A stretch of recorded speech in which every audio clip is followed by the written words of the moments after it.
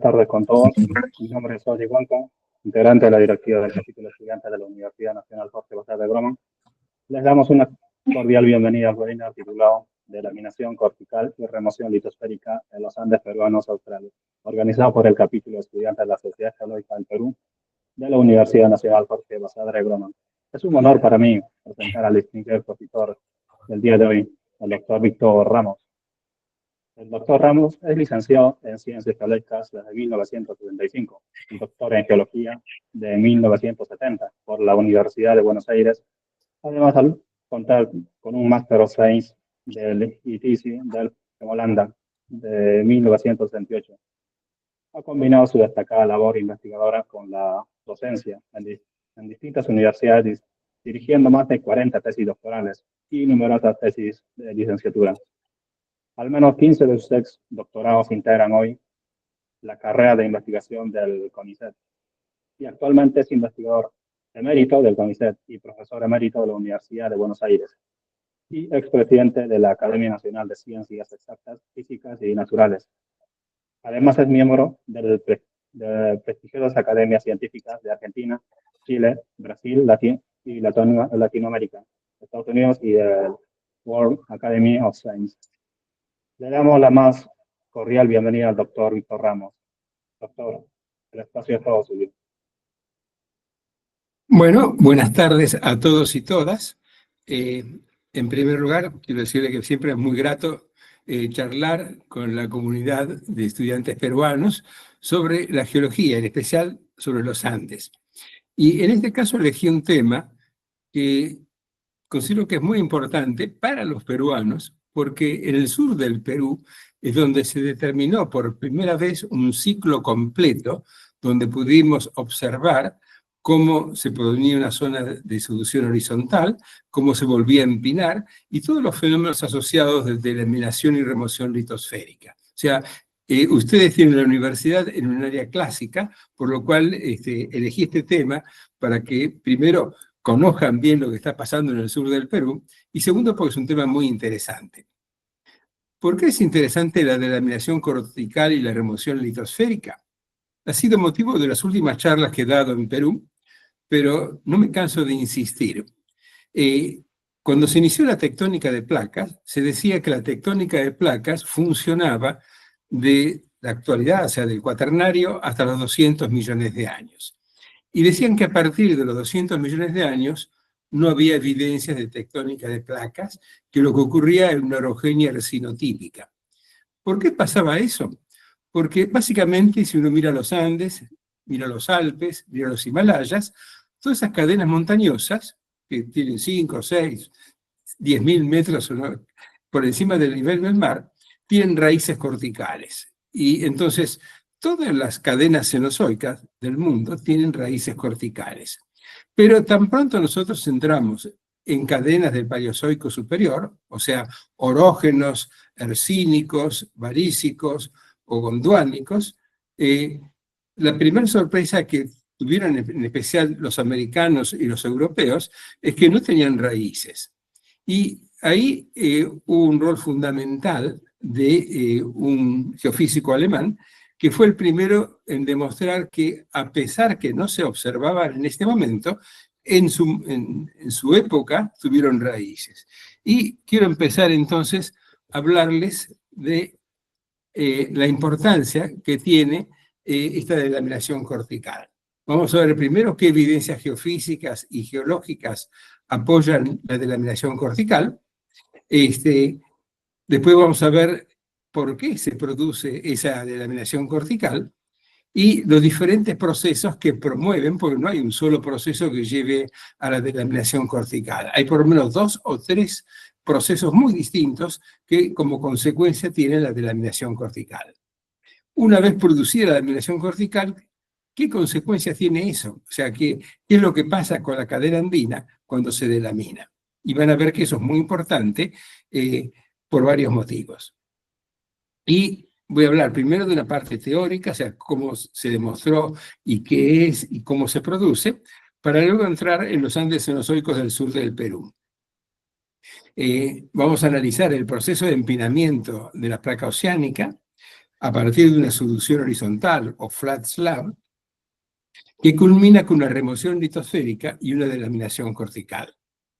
Estos procesos, que si bien son muy interesantes desde el punto de vista académico, tienen una expresión estructural específica y sirven de guía para la exploración minera a escala global. O sea, en todas partes del mundo se busca evidencias en los orógenos de la laminación cortical, porque ahí hay toda una serie de prospectos o mineros que se pueden desarrollar. Entonces, como les había dicho, vamos a empezar primero por las evidencias geológicas.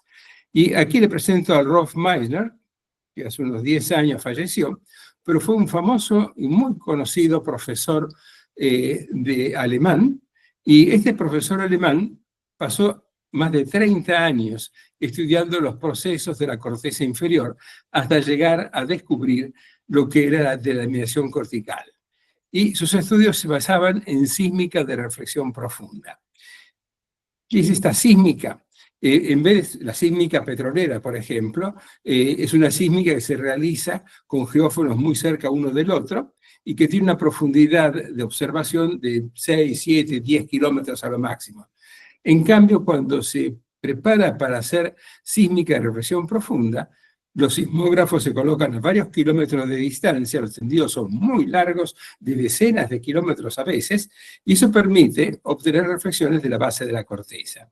Eso es lo que hizo Rolf Meissner casi durante 30 años, y a partir de ahí encontró cosas muy, muy interesantes que voy a compartir con ustedes. En primer lugar, durante la década del 80 y el 90 era la gran discusión que tenían porque había nacido la tectónica de placas y decían que no se aplicaba en el Paleozoico superior, que los orógenos paleozoicos no tenían raíces. Y es mérito de Rolf Meissner ser el primero que demostró que sí, señor, tenía raíces, lo que pasa es que la perdieron por el proceso de laminación.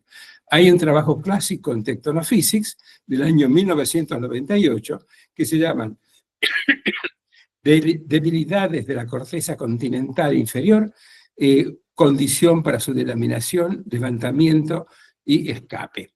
Vamos a ver en qué consisten esos procesos. De sentido estricto, delaminación cortical significa que ha perdido las raíces un orógeno por hundimiento de la corteza inferior en la astenosfera. Y esto es algo raro, porque si uno piensa, ¿cómo se va a hundir la corteza que tiene una densidad 2,7 o 2,75 en una astenósfera que tiene una densidad de 3,2 o 3,25? O sea, la astenósfera es mucho más densa. ¿Cómo es que se puede llegar a hundir la corteza inferior dentro de la astenósfera? En pocos minutos vamos a discutir cómo es ese proceso. Aquí tienen un ejemplo de orógeno orsínico, un orógeno de Alemania Central que se produjo a fines del Pérmico superior. Y ustedes ven aquí abajo donde terminan las importantes reflexiones que ustedes ven aquí más oscuras, tenemos una parte transparente que es el límite entre la corteza con muy buena señal sísmica y la astenósfera que casi no hay información. Justo la diferencia entre los dos está el mojo, y el mojo es el que divide la corteza continental del manto litosférico. Para que se pueda producir una delaminación cortical, lo primero que necesitamos es inestabilidad gravitacional, que haya algo más denso encima que esté por debajo con algo fundido que sea menos denso, menos pesado. Y para poder realizar eso, hay una condición básica. Tenemos que remover primero el manto litosférico. ¿Por qué? Porque la corteza está en estado sólido, el manto litosférico está en estado sólido, y no podemos hacer hundir algo que está en estado sólido por debajo. Entonces, lo que tenemos que hacer es remover térmicamente el manto litosférico, y se puede hacer por remoción térmica o también en parte por remoción mecánica. Y vamos a ver realmente cómo funcionan estos dos sistemas de remoción necesarios para poner en contacto la corteza inferior con la astenósfera. Ustedes saben que la astenósfera está parcialmente fundida y tiene un comportamiento principalmente o levemente plástico. Cuando digo parcialmente fundida, no piense que es un líquido fundido, no, no. Parcialmente fundida significa porque el 1,5% del material que compone el manto está fundido. Ese 1,5% de material fundido es lo que permite que la astenófera tenga cierto comportamiento plástico y se pueda acomodar, por ejemplo, en casos de inestabilidad gravitacional. En caso de lo que esté más pesado por encima, pueda hundirse dentro de la astenósfera. Entonces, cuando hablamos de la laminación cortical, hablamos básicamente de los inicios de la tectónica de placas y en especial su propagación de la tectónica de placas a orógenos paleozoicos. Aquí tenemos dos ejemplos del programa COCORP y DECORP, que en la década de los años 80 produjo sísmica y reflexión profunda, tanto en los Apalaches como en los orógenos hercinotípicos de Europa. Un mérito de Rolf Miner es que descubrió los cocodrilos. Él mismo lo llama crocodiles, una forma así sugestiva de qué es lo que había encontrado dentro de la corteza. Cuando ustedes miran estas dos líneas sísmicas, van a ver que las dos tienen cocodrilos. ¿Y a qué llamaba cocodrilo? Si ustedes miran con cuidado aquí, en esta parte, los aquí lo pongo para que puedan ver, hay grandes reflexiones que se unen entre sí. Las dos son inclinadas, uno inclina hacia el este y el otro hacia el oeste, y esa unión da como si fuera un cocodrilo, la boca de un cocodrilo abierto. Lo vemos tanto en un caso como en el otro. ¿Eso qué implicaba? Que, primero, la reflexión superior que atraviesa toda la corteza hasta casi llegar al mojo, está indicando de que hay una zona de debilidad previa que está produciendo ese quiebre, esa ruptura en la estructura de la corteza. Normalmente esos quiebres o rupturas son áreas de sutura, o sea, donde dos bloques continentales se han suturado por colisión, por acreción, por todos esos procesos que llevan al crecimiento de un continente. Y por otro lado, la reflexión inferior está indicando de que después de esa colisión, algo se ha recortado, ha sido cortado por esa reflexión que inclina hacia el oeste, y ese algo está indicando que hemos perdido parte de la corteza. Aquí podemos ver otros ejemplos. Aquí tenemos bien delimitado el mojo. Estamos en el mar Báltico. Se puede ver que hay una línea del mojo perfectamente visible. Y por debajo de eso tenemos una reflexión que inclina hacia el este, que está indicando todavía relictos de algo que pasó en ese manto superior, que nos está mostrando la compleja historia que está por debajo de todo esto. En el ejemplo de la derecha, que ustedes ven acá, todavía más compleja, porque de la izquierda hay una sola reflexión que está indicando el quiebre de la corteza y su hundimiento en ese sector. En el ejemplo de la derecha ven que hay numerosos reflectores, pero todos ellos inclinando hacia el este como característica común. Entonces, esto nos está mostrando que el manto litosférico tiene hoy día relictos de antiguas raíces. Las raíces se fueron, pero han quedado remanentes, esos pequeños relictos, que nos están indicando que alguna vez esa corteza tuvo una corteza inferior, básicamente una raíz orogénica que actualmente no se observa. Esto que causó mucha impresión en Europa fue también estudiado en Estados Unidos y en Canadá. Aquí ven un ejemplo, no ya del Paleozoico, sino un ejemplo proterozoico. El manto litosférico, que tiene 1.100 millones de años en este erógeno, también tiene el mismo proceso. Hay una reflexión del mojo muy continua que está indicando que la corteza se acabó, no existe más por debajo de esa profundidad, y por debajo de eso se ven relictos de la antigua corteza, que son estas reflexiones que en este caso también inclinan hacia el norte, que están indicando que este orógeno precámbrico de 1.100 millones de años también ha perdido las raíces. Dicho esto, avancemos un poco más y expliquemos por qué se produce esa delaminación cortical. Y acá hay un ejemplo muy lindo que presentó Burnis, donde nos habla de la inestabilidad de los continentes. Ustedes saben que los supercontinentes se forman por el choque y la colisión de diferentes continentes, cuerpos menores que van chocando. ¿Qué pasa antes de la colisión y después de la colisión?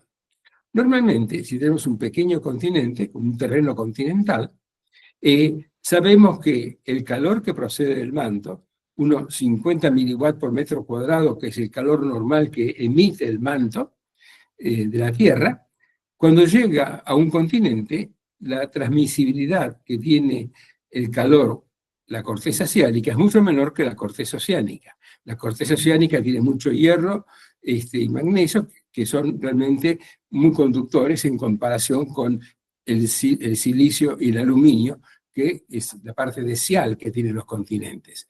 Entonces, ¿qué ocurre? Cuando se empieza a disipar el calor, supongamos que viene 50 miliwatts por metro cuadrado en forma homogénea, muchas veces cuando llega a ese pequeño cuerpo continental, es mucho más fácil pegar la vuelta por el costado y lo que se llama efecto de borde, que se puede disipar el calor mucho más rápidamente yendo por el borde, porque el manto tiene una transmisibilidad muy alta, la corteza oceánica la tiene alta, y la corteza oceánica es poco conductora. Entonces, cuando los continentes son chicos, se produce toda una desviación hacia los bordes del continente, y normalmente un bloque continental pequeño tiene mucho más calor en los bordes que la región central. ¿Por qué? Porque el calor se disipa hacia los márgenes de ese pequeño continente. Ahora, ¿qué pasa cuando chocan dos continentes? Al chocar dos continentes, esa grande se forma un supercontinente, y lo que ocurre es que ya no puede recurrir a pegar la vuelta por el borde, porque es tan largo el viaje que finalmente, aunque sea en forma mucho más lenta, puede pasar a través de la corteza continental. Entonces, ¿qué ocurre? Si viaja en forma rápida, sigue teniendo esos 50 miliwatts. Pero si, por ejemplo, se empieza a concentrar el calor, porque no se disipa tan rápidamente como llega, empieza a aumentar la temperatura. Ustedes saben que el manto tiene una temperatura de alrededor de 1200 grados centígrados, los continentes tienen una temperatura de 700, 750 grados centígrados, y si se empieza a acumular calor en la base de la corteza, va a llegar un momento que empieza la corteza a fundirse. Cuando eso ocurre, se funde la corteza y lentamente ese material fundido empieza a ascender. Entonces, ese calor que funde la base de la corteza, si existen residuos eclogíticos, por su mayor densidad se hunden en la xenósfera. Este desprendimiento funde la parte inferior de la corteza, o sea, las raíces corticales, produciendo grandes volúmenes de material ácido, como granitos y riolitos que llegan, las riolitas a la superficie y los granitos se emplazan en la parte interna de la corteza. Y acá es algo clave que vamos a hablar en pocos minutos. Tiene que haber residuos eclogíticos para que se pueda producir el hundimiento de la corteza inferior. Hay numerosos ejemplos de esto. Durante la formación del Gondwana a fines del Pérmico, durante la formación del supercontinente de Rodinia después de la Orogenia greenvilliana, yo diría que en todos los casos que se forma un supercontinente tenemos evidencias de esta delaminación cortical. Y una cosa que es importante, ustedes ven acá esta línea roja que atraviesa el supercontinente al medio, está indicando que si hay una línea de debilidad, esa línea de debilidad, como puede ser la sutura del choque de los dos continentes, va a facilitar la fusión y la transmisión del calor a través de esa zona de fractura. Entonces, normalmente ese calor se acumula y se concentra dentro de los supercontinentes a lo largo de antiguas zonas de sutura, donde los dos continentes no están bien pegados, no son homogéneos en su constitución. Otro ejemplo de la mesión cortical, yo diría, es el caso peruano, es el caso número 2. Si tenemos una subducción horizontal, como vemos aquí a la izquierda, esa subducción horizontal, por algún motivo que vamos a analizar después, se empieza a empinar. Al empinarse, produce una inyección de material astenosférico, o sea, habíamos dicho que la astenósfera tenía 1,5% de material fundido. Si la corteza oceánica se empieza a profundizar, aumenta el ángulo de inclinación, esa astenósfera va a tener una liberación de presión a lo largo de esa cuña astenosférica y va a concentrar el flujo de material fundido. Eso llega a la corteza y forma grandes calderas, grandes cuerpos reolíticos, que es lo que caracteriza en superficie la expresión de la delaminación. Luego vamos a volver al caso peruano y vamos a analizar con más detalle. Pero ese empinamiento de la placa en el Oligoceno superior, que ha sido estudiado por diversos geólogos peruanos, en especial por la doctora Mamani y por Víctor Carlotto, se ve tanto en el sur del Perú como en el norte de Bolivia. Aquí tenemos un ejemplo de la parte del altiplano, donde en primer lugar se observa que hay una migración del arco magmático hacia hacia el antepaís, hacia el escudo brasileño, y luego un retroceso del escudo brasileño. Eso ha sido muy bien estudiado en el sur de Bolivia y norte de Argentina por las doctoras Coira y Susan Kay, quienes han durante largos años analizado todos estos procesos, los cambios químicos que se producen y cómo ese cambio produce grandes calderas en su retroceso. Aquí ustedes pueden ver cómo se produce la subducción horizontal entre 28 y 16 millones de años, cómo a los entre 15 y 12 empieza a migrar hacia la trinchera, a los 11 y 6 están más cerca, y finalmente a los 5 millones de años llega al margen continental. Entonces, ese proceso de su horizontalización de la placa y luego un retroceso hacia la trinchera nuevamente, produce la delaminación cortical. Y esa delaminación se ve en superficie con lo que se conoce el Evening Bright Flare-Up. ¿Qué es eso? El flare-up es cuando los chicos tienen sarampión, que tiene una especie de una gran cantidad de granitos que de golpe se llena de granos. Esto es el flare-up. O sea, de golpe, al producirse el empinamiento de la placa, el altiplano se llena de grandes platós riolíticos, de grandes calderas riolíticas, que está indicando realmente la presencia de ese Evening Bright Flare-Up que caracteriza los fenómenos de delaminación. Hay grandes calderas en la Puna y en el altiplano boliviano que han permitido reconocer estos procesos. En una síntesis de esto, podemos ver el caso número 3 de delaminación cortical. Cuando un terreno se acreciona en el margen continental, sabemos que se interrumpe la subducción. Si se interrumpe la subducción, hay un cese del magmatismo y dependiendo de la dinámica de la colisión se puede llegar a formarse un slab break-off. ¿Qué es un slab break-off? Es una ruptura de la corteza oceánica. Entonces, aquí puse dependiendo de la dinámica de la colisión, porque no siempre se produce un slab break-off. Hay muchos tipos de colisiones. Hay un extremo lo que llaman soft collision o colisiones suaves, y en otro extremo las colisiones de hard collision o colisiones muy duras. ¿Qué significa esto? Muchas veces dos continentes chocan y se interrumpe la subducción, pero todo queda tranquilo y no hay demasiadas complicaciones. Otras veces, cuando chocan dos continentes, se sigue comprimiendo el sistema, se sigue queriendo producir subducción, se produce una gran deformación, y esa gran deformación hace que la corteza oceánica, todo lo que es litósfera oceánica, tienda a seguir hundiéndose y se produce un necking, una ruptura de la corteza oceánica. Ahora, ¿qué pasa? Al producir esa ruptura de corteza oceánica, hay cualquier cantidad de material parcialmente fundido de la astenosfera que empieza a ascender y producen grandes volúmenes de magma en superficie. Eso lo vamos a ver en varios ejemplos y en todo caso lo vamos a analizar más en detalle. Entonces, resumiendo un poco esta parte teórica, en función de las dimensiones del proceso de laminación, se pueden producir extensas provincias con grandes platós riolíticos o granitos dependiendo del nivel de exposición, y esto es característico de los grandes momentos, por ejemplo, del Pérmico superior. Cuando se formó el Gondwana, todo el margen del Gondwana estaba cubierto por esos grandes platós riolíticos, que fue la delaminación producida por los últimos terrenos que llegaron a acrecionarse y formar el Gondwana.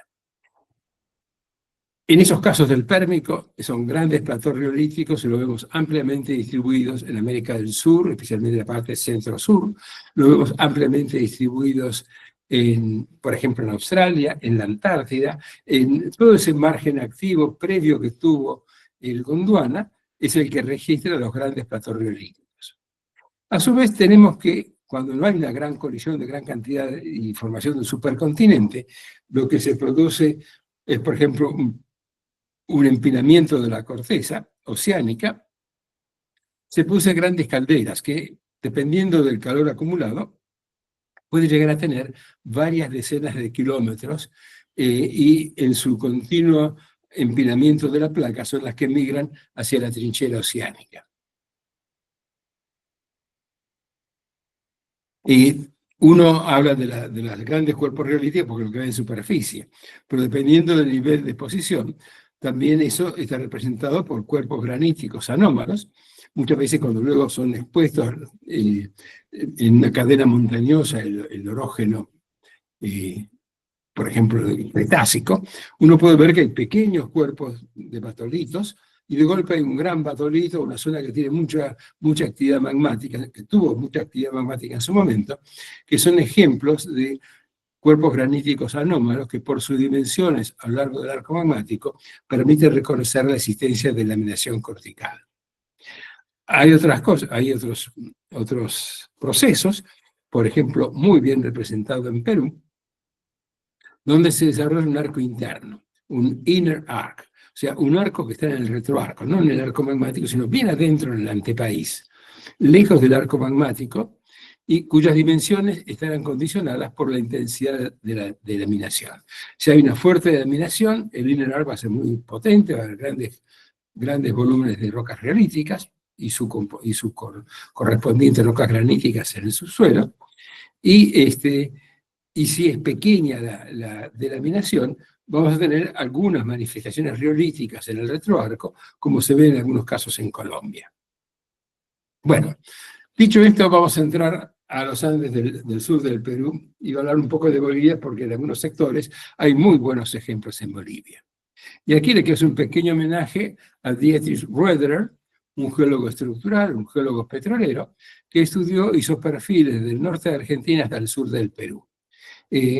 Aparte de hacer secciones estructurales, era un gran geólogo estructural que balanceaba sucesiones estructurales, porque ustedes saben que si una sección estructural no balancea, no puede ser nunca real o cierta.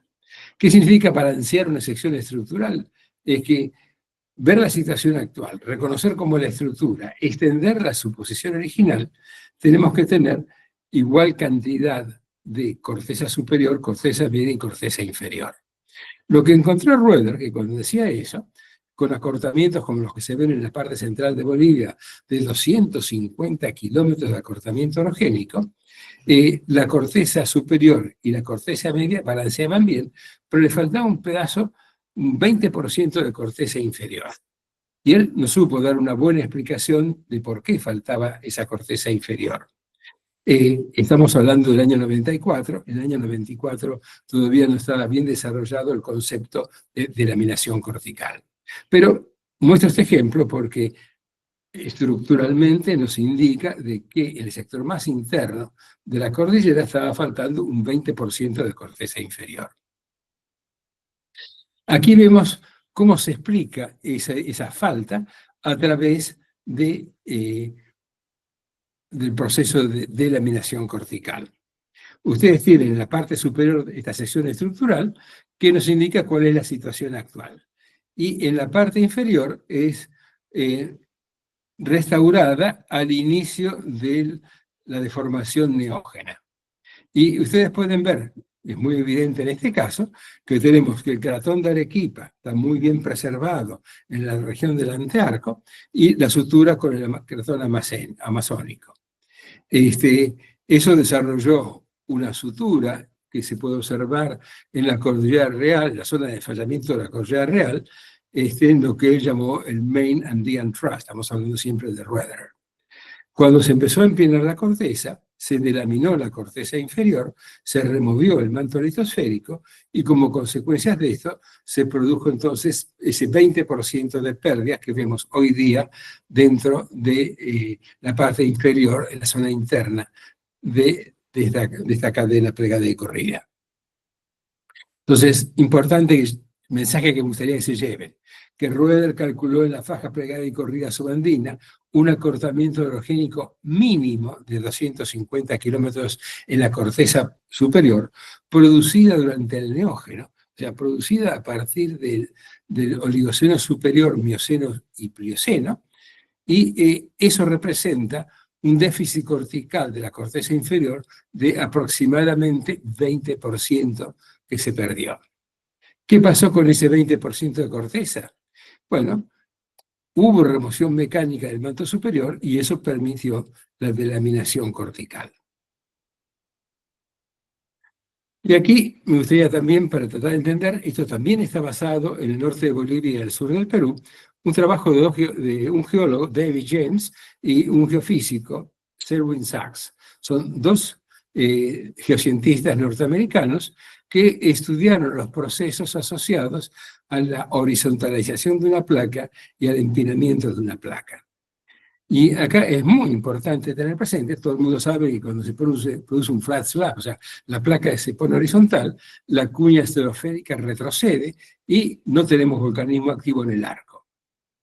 Pero lo que muchas veces no tomamos conciencia es que si bien no hay un arco volcánico activo, se sigue produciendo deshidratación de la corteza oceánica. La corteza oceánica está saturada en agua cuando entra a cierta profundidad, pierde en forma de vapor y otros fluidos metasomáticos toda esa hidratación hasta que queda completamente negra cuando llega a ciertas profundidades.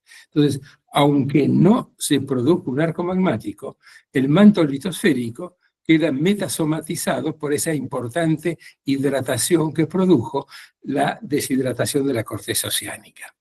Ahora, esto es cuando se pone horizontal la placa. ¿Qué pasa cuando la placa se empieza a empinar?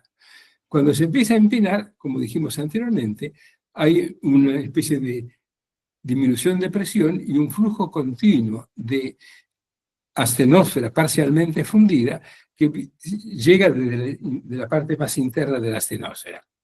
Ahora, ¿qué ocurre?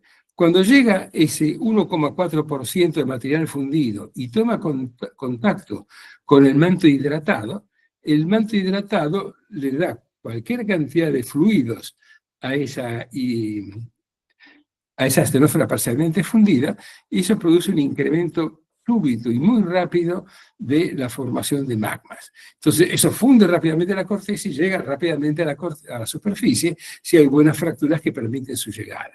Entonces, dos procesos que tienen que tener presente. Cuando se produce subducción horizontal, hay hidratación del manto litosférico y en contacto directo con la corteza oceánica. Aunque no se produzca un arco magmático, se hidrata el manto litosférico. Y cuando se empieza a empinar, el material parcialmente fundido de la astenósfera, que puede ser anhidro casi sin demasiado vapor de agua, de golpe encuentra cualquier cantidad de fluidos, eso le permite que incremente rápidamente su porcentaje de fusión y a través de fracturas llegue lo más rápidamente posible hacia la superficie. Entonces, este proceso de laminación cortical y esta hidratación de la astenósfera es lo que causa la formación de grandes calderas. Aquí ven representado este proceso, y vemos que se ha delaminado la corteza inferior, y aquí vemos con un color diferente, o sin color básicamente, color gris, que tenemos en la parte inferior del manto los residuos eclogíticos. Ustedes ven que no solamente se ha removido térmicamente el manto superior, sino que hay bloques de corteza y de manto litosférico en estado sólido que se van hundiendo dentro de la astenósfera. Esto produce grandes porcentajes de fusión, esto produce esas calderas riolíticas tan comunes durante el empinamiento de la placa. Veamos ahora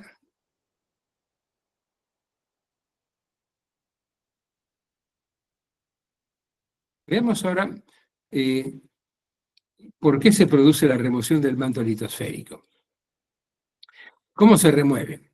Lo más sencillo es una remoción térmica por una invasión de astenósfera parcialmente fundida en contacto con una litósfera hidratada metasomáticamente. El ejemplo que vimos anteriormente. Si viene una astenósfera que tenga material fundido, ese material fundido en contacto con la litósfera hidratada que está en estado sólido pero metasomáticamente alterada, produce una fusión importante de ese material y eso permite, digamos, el incremento de la formación de magmas. Otra forma de remover el manto litosférico es a través de una remoción mecánica por disminución del ángulo de subducción. Ustedes tienen una zona que inclina 30 grados y la pasamos a 0, 5, 10 grados de inclinación, ahí va a sobrar manto. Ese manto tiene que ser limado, tiene que ser, digamos, mecánicamente removido para permitir horizontalizar la placa. Hay otro proceso más novedoso que se conoce como subducción ablativa, y es la forma paulatina que produce una disminución del espesor del manto litosférico. Vamos a ver algunos ejemplos ahora. El caso típico, donde todo esto fue por primera vez encontrado, fue en los Himalayas. Ustedes saben que el Tíbet es un altiplano que tiene 5.000 metros de promedio por encima del nivel del mar y que está al pie de esas grandes montañas de los Himalayas. Entonces, hay dos fenómenos relacionados. La remoción del manto litosférico permite el levantamiento termal que produce el Tíbet. Y veamos cómo es eso. En primer lugar, se han hecho tomografías sísmicas. Esas tomografías sísmicas nos indican las temperaturas por debajo del Himalaya.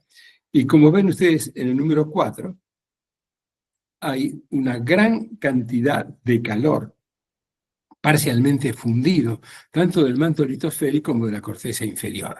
Y en el número 2 pueden ver que hay pedazos de manto litosférico que se están hundiendo con parte de la corteza por debajo, digamos, están entrando dentro de la astenósfera. Esto ha permitido postular que cuando se produce la colisión entre la India y el resto de Asia, eso produce una importante deformación. Ese calor que no se puede emitir fácilmente se concentra, el slab break-off produce gran cantidad de material fundido, y eso produce, digamos, la delaminación cortical y la conversión del manto litosférico en astenósfera.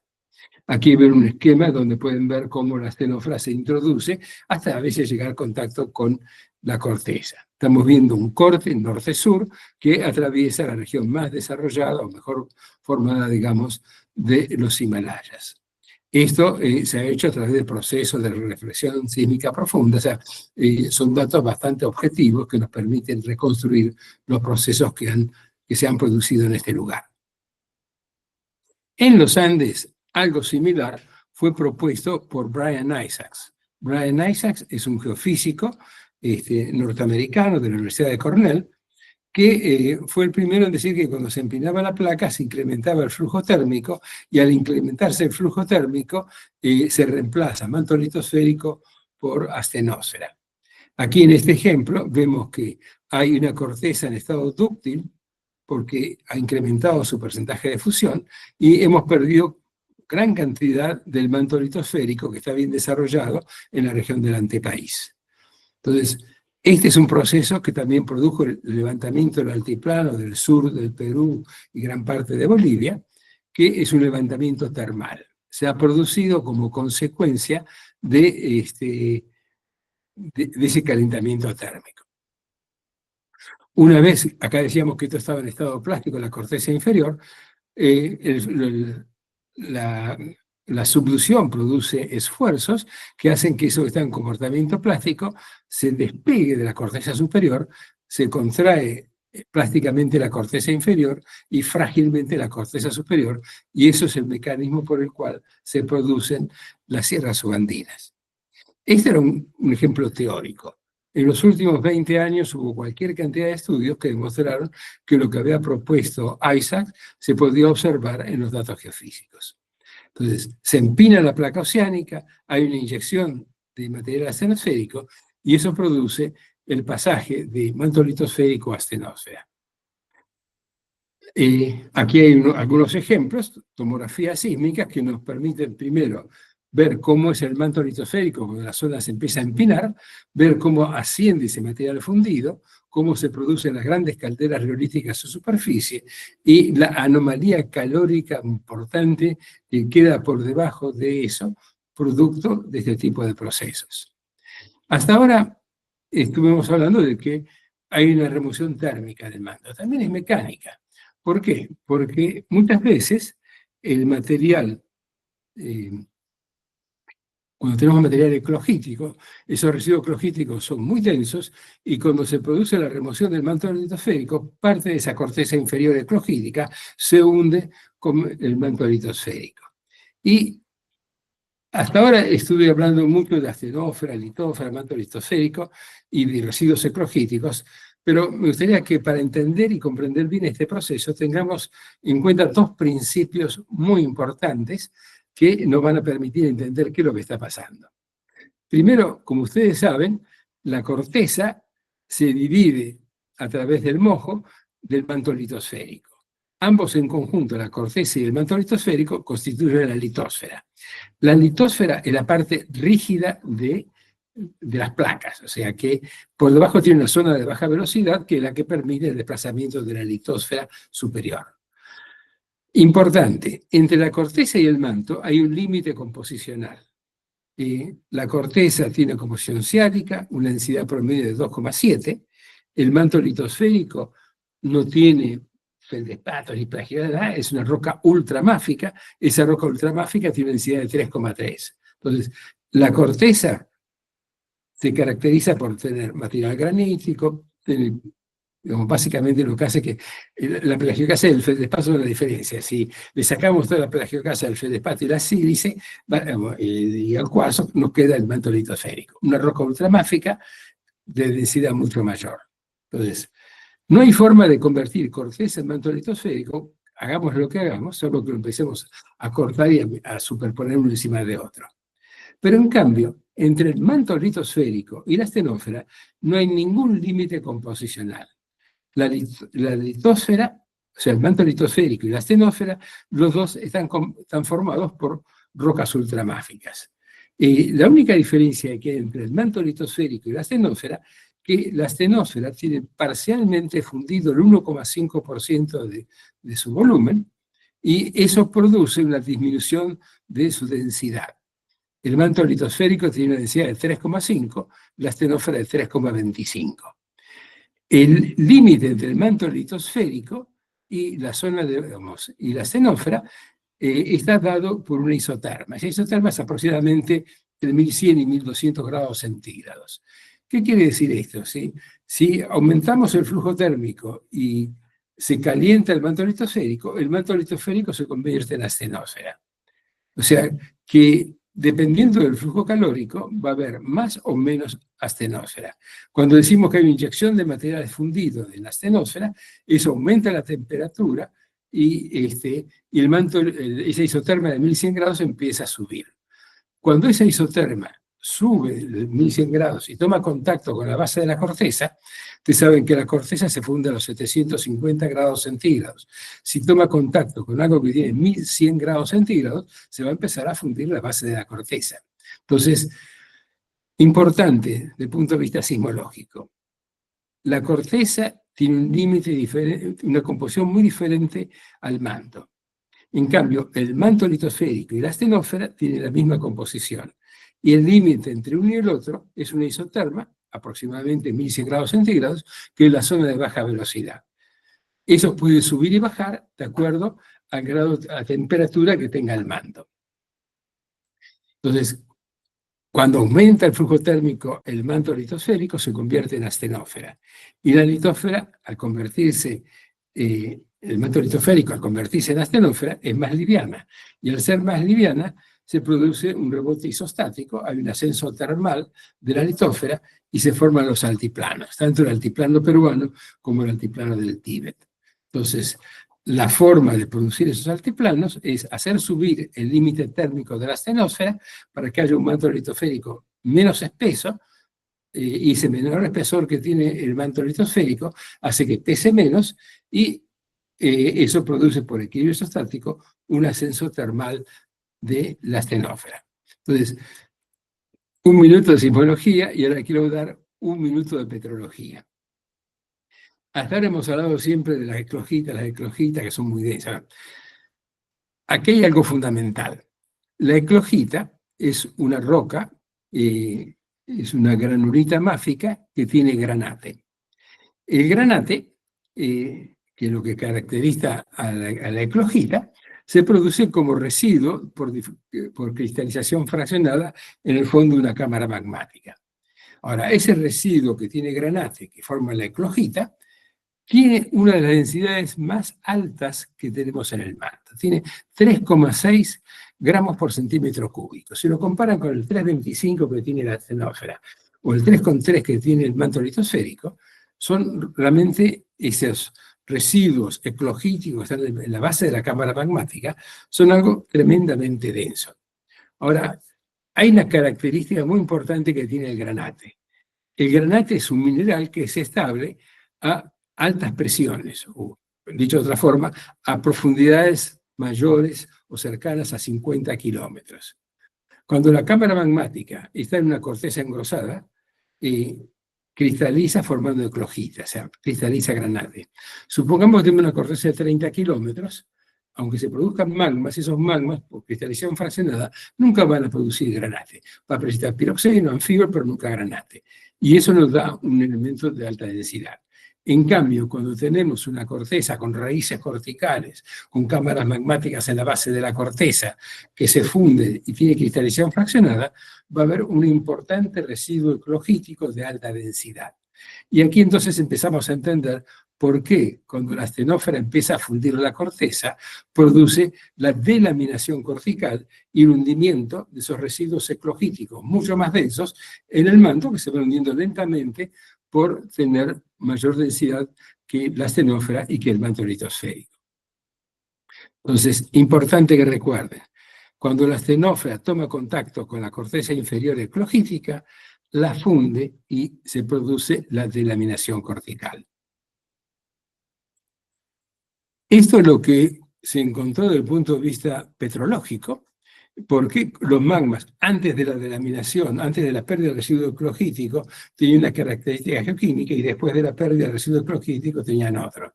La conclusión, el famoso trabajo de Kay, fue que, señores, aquí se ha perdido el residuo eclogítico porque las rocas que están llegando a la superficie, esos volcanes, esas rocas magmáticas, no tienen ya las características de haberse fraccionado a una cierta profundidad. Y ellos propusieron este modelo, que es un modelo absolutamente conceptual. Ese bloque que ustedes ven que está delaminándose, ese residuo eclogítico que se está hundiendo con 3,6 gramos por centímetro cúbico de densidad, fue una elucubración petrológica. Lo interesante de esto es que años después de esta propuesta, se encontraban en numerosos lugares la fotografía, o sea, el dato geofísico, la tomografía sísmica, que nos permite ver que en muchos sectores, cuando se produce esa fusión, ese contacto de la astenósfera con la base de la corteza, con las raíces de esa corteza, se produce la caída gravitacional por recuperación isostática de esos residuos eclogíticos. Entonces, importante ver esto en conjunto. Petrológicamente, hay un cambio sustancial cuando se produce la delaminación, que permite decir que se han perdido, que las cámaras magmáticas ya no estaban a 50 kilómetros de profundidad, se han perdido los residuos eclogíticos. Y la geofísica nos enseña nos muestra cómo se perdieron esos residuos eclogíticos. Entonces, no hay ninguna duda de que estos procesos se pueden observar y están muy bien desarrollados en los Andes, especialmente en los Andes centrales. Habíamos dicho que había otro proceso que era la remoción por subducción ablativa. En realidad, en este caso, el manto litosférico va perdiendo lentamente, en forma continua, y es removido por la subducción ablativa. ¿Qué significa esto? Que en vez de caerse de golpe un gran bloque, poco a poco va perdiendo. Eso lo puede hacer por una pérdida mecánica, cuando la losa oceánica, como vemos acá a la derecha, empieza a horizontalizarse y va comiendo la base de la corteza, o lo puede hacer en en otras circunstancias por pequeñas fusiones y muy gota a gota que vaya perdiendo parte de ese manto litosférico. ¿Por qué dijeron esto? Porque cuando miramos la formación del altiplano, vemos que hasta una edad aproximadamente de Eoceno, Oligocena, la cordillera tenía una cierta altura, promedio 1000 metros. De golpe empezó a subir lentamente hasta llegar hasta el Oligoceno, perdón, desde el Oligoceno hasta el Mioceno. Este ascenso lento de la corteza se debe al proceso de subducción ablativa. Va perdiendo lentamente manto litosférico, cada vez más liviano y va ascendiendo lentamente.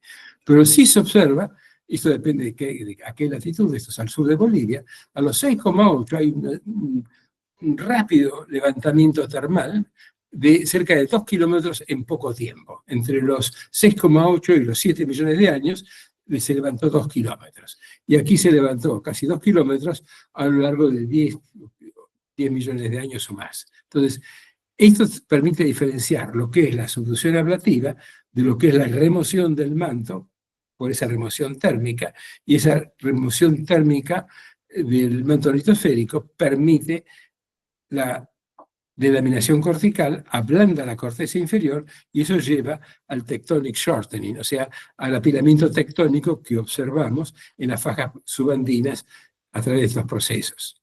Entonces, cuando miramos la evolución cenozoica del sur del Perú, tenemos que desde el Cretácico superior al Eoceno hay compresión. El arco va migrando hacia el antepaís y todo eso produce deformación compresiva. Y del Oligoceno al presente se empieza a empinar la placa y todo el sistema cae en un campo extensional. Veamos rápidamente qué es lo que pasa. Entonces, el arco primero va hacia el antepaís y después retrocede hacia la trinchera. Una de las primeras cosas que evidencia esa deformación en la Rojiña peruana es el gran gigante colapso submarino de Ayavacas, que tiene como 10.000 kilómetros cúbicos. Usted lo conoce muy bien, es uno de los más grandes del mundo, es realmente de primerísima importancia. Quiero ver una hermosa foto de este abanico submarino de Ayavacas. La gran diferencia en este colapso, que primeramente había sido interpretado como desde el punto de vista extensional, que había un régimen extensional que permitía que todo se fuera cayendo. Lo que hemos aprendido, y eso lo hemos aprendido comparando con otras partes del mundo, es que, como dice Carlotto, el levantamiento del Puno Cusco, el alto de Puno Cusco, ese levantamiento por compresión, produjo la pendiente necesaria para que todo esto fuera rápidamente deslizado y se produjera el gran colapso submarino gigante de Ayavacas. Entonces, no está relacionado a extensión, sino a compresión y levantamiento tectónico. Ahora, ¿qué pasó inmediatamente después de esto? Después de esto, digamos, habíamos dicho que hasta el Eoceno, el Oligoceno, venía todo esto comprimiéndose. Y esto se comprime y se pone horizontal porque básicamente se produce la colisión de una dorsal sísmica que sería la antecesora de Juan Fernández en el margen peruano. Esa subducción horizontal produce una gran hidratación del manto litosférico, produce cualquier cantidad de fluidos que atraviesan la zona, y eso, cuando empieza a empinarse, produce lo que ya ahora llamamos delaminación cortical y un arco interno muy bien desarrollado en el sur del Perú. Ese arco interno se desarrolla con posterioridad a la gran compresión de la Rojiña incaica. Ustedes pueden ver aquí estratos de crecimiento, aquí están verticales y aquí están casi horizontales, que nos están mostrando el periodo, aproximadamente alrededor de los 29 millones de años, donde todo esto fue completamente deformado por compresión. Esto corresponde a este periodo de horizontalización de la placa, y luego, cuando empieza a empinarse, se produce lo que magistralmente ha mostrado la doctora Mamani. El arco magmático que a los 30 millones tenía una posición, empieza a mirar rápidamente hacia el margen continental. Esa migración es producida por el empinamiento de la placa subducida, produce extensión, un régimen extensional generalizado en los últimos 30 millones de años en todo el sur del Perú, y la colisión de la dorsal que chocó a esta altura de Arequipa, en ese momento sigue migrando hacia el sur y llega hasta Bolivia y llega hasta el norte de Argentina. eso produce una onda compresiva que mira continuamente hacia el sur. Aquí pueden ver lo que recién describimos a la altura de Nazca. Todos estos procesos los hemos analizado en el sur del Perú, pero esto pasan al sur de Titicaca, continúan al sur de Bolivia y llegan hasta Argentina y Chile. Entonces, al ir migrando la dorsal sobre el margen, yéndose cada vez más hacia el sur, esa progresión hacia el sur produce migraciones del arco magmático hacia el antepaís, desarrollo del magmatismo de retroarco, o el inner arc, proceso de remoción litosférica y evidencias de laminación todo lo largo, desde el sur del Perú hasta el norte de Argentina. Entonces, eso se produce por la migración simultánea del arco y la dorsal oceánica hacia el sur.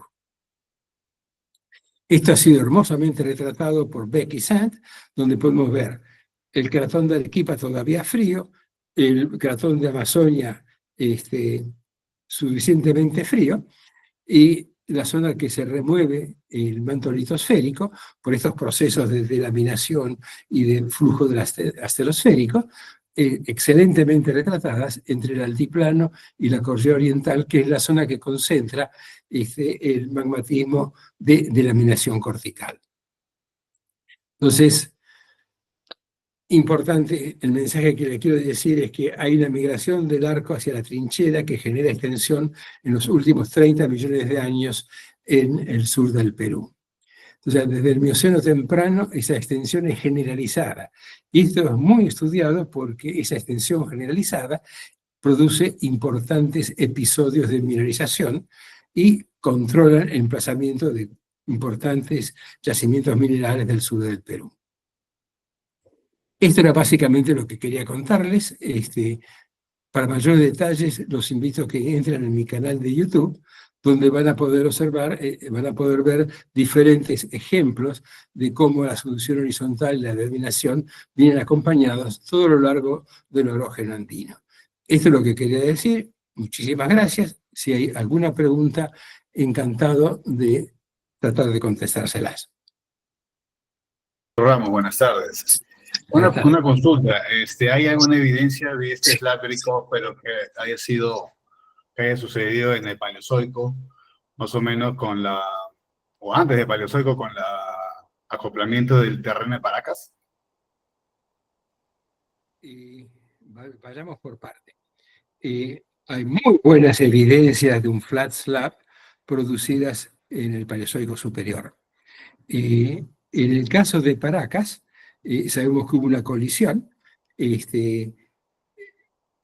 Todavía no tenemos, si comparamos lo que se conoce en Chile con lo que se conoce en la zona de Paracas, el mejor conocimiento y la mayor cantidad de datos que tenemos en Chile nos ha permitido reconstruir, primero, el momento de la colisión y luego la migración del arco magmático hacia el antepaís. Y ese arco magmático está representado no solamente por rocas volcánicas que migran, sino que después de la gran deformación que produjo la colisión, tenemos toda una serie de plutones graníticos con edades decrecientes que empiezan a los 265 millones de años, siguen con los 250, 240, 230, que entran hacia la zona del antepaís.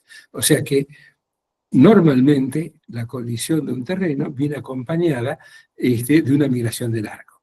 Ahora, ¿qué ocurre? Cuando uno ve todo Chile de norte a sur y parte del Perú, no en todos lados se ve esa migración tan bien como en la parte más central. ¿Por qué? Porque a veces la colisión ha sido muy rápida, vino el terreno, chocó y no hubo casi tiempo para otra cosa.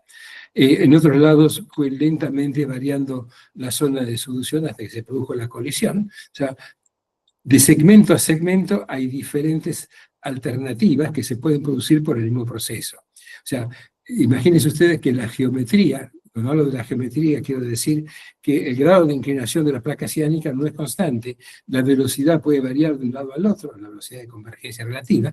Entonces hay lugares que se encuentran más rápidamente y lugares que demoran más en encontrarse. Lugares donde la colisión fue más fuerte y lugares donde la colisión fue menos fuerte. Entonces eso va a dar todo un abanico de posibilidades, pero que sí, la respuesta diría que es afirmativa. En el Paleozoico superior hay buenos ejemplos de subducción horizontal y importantes de laminación después de la subducción horizontal. Cuando pasamos a la parte grenvilliana, que es cuando se acrecionó básicamente el terreno de Arequipa, ya es más difícil la situación porque no tenemos, son pequeños relictos que tenemos del basamento de Gremiliano y no nos da para reconstruir cómo fue arealmente esa evolución. O sea, nos falta volumen para poder saber dónde estaba una cosa y dónde estaba la otra.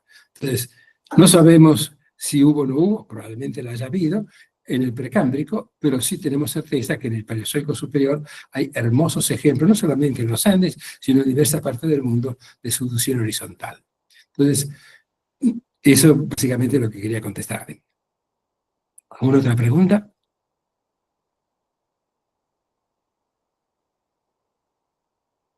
Creo que... A ver, Ruth. Abandonó la sesión. Recién vi una pregunta, pero se fue rápidamente, estaba contestando esto y no pude leerla. Yo la leo, doctor. Ahí dice Samuel Medina. ¿Qué estilo de mineralización poseen los depósitos metalíferos generados gracias a eventos de laminación cortical? Nos gustaría saber un ejemplo y poder compararlo con otros casos donde este tipo de eventos no se presenta. Bueno, yo los conozco más en la parte de Chile y Argentina, pero también ocurren, pueden ver las charlas que ha dado este geólogo francés, donde dio numerosos ejemplos, pero lo que ocurre es que normalmente los pórfidos de cobre, los porphyry copper o gold porphyry copper, ese tipo de yacimientos son los que van migrando hacia el este. Cuando se produce el incremento de la losa oceánica, las mineralizaciones que vemos son básicamente de plomo, plata y zinc, son mineralizaciones metalíferas asociadas a fenómenos extensionales. O sea, son grandes vetas, a veces muy importantes, muy bien desarrolladas, con altos tenores de plata y zinc. Yo diría que es la mineralización más común que tenemos asociada al empinamiento. Cuando tenemos después fenómenos de laminación, y esa laminación ha sido importante, tenemos el caso de Potosí. El yacimiento de Potosí en Bolivia, una de las gigantes minas de plata, uno de los yacimientos más grandes del mundo de plata, se produjo exactamente el momento de la delaminación, cuando la placa empezó a empinarse. Entonces, hay numerosos ejemplos, tanto de cosas como el de Potosí, y más hacia el sur hay diversos yacimientos en la puna boliviana y en la puna argentina, donde tenemos ese tipo de mineralizaciones. Eso es básicamente lo que les puedo comentar con respecto a eso. ¿Alguna otra pregunta?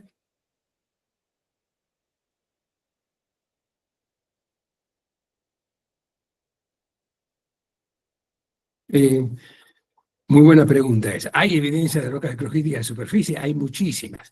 Pero ¿qué ocurre? En los Andes las evidencias son indirectas, porque las raíces eclogíticas han quedado a 50, 60 kilómetros de profundidad.